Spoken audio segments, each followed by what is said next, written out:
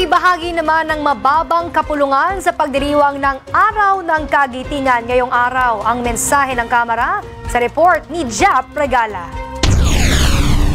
Nakikiisa ang Kamara sa pangunguna ni House Speaker Martin Romualdez sa komemorasyon ng Araw ng Kagitingan. Nagpaalala si Speaker Romualdez na ang pagiging bayani ay hindi nasusukat sa parangal kundi sa pagsusumika para sa pamilya, sa pagtitiis at sa paninindigan kung ano ang tama. Nagpasalamat din siya sa mga veterano at sa mga pamilya nito. Aniya, patuloy na pangahawakan ng Kamara ang lakas ng kanilang prinsipyo. Binigyang diin din ni Speaker Romualdez na ang bawat Pilipinong gumagawa ng paraan para makatulong sa bayan ay ang mga tunay na bayani ngayon. Patuloy din na aalalahanin at pararangalan ng Kamara ang mga bayaning veterano at sundalong Pilipinong lumaban para sa kalayaan at demokrasya ng Pilipinas. Ang paggunita ngayong Araw ng Kagitingan ay may temang kabayanihan ng veterano, sandigan ng kaunlaran ng bagong Pilipinas. Idinaraos tuwing 9 ng Abril ang Araw ng Kagitingan kung saan inaalala ang kabayanihan ng mga Pilipino at Amerikanong sundalong lumaban noong World War II.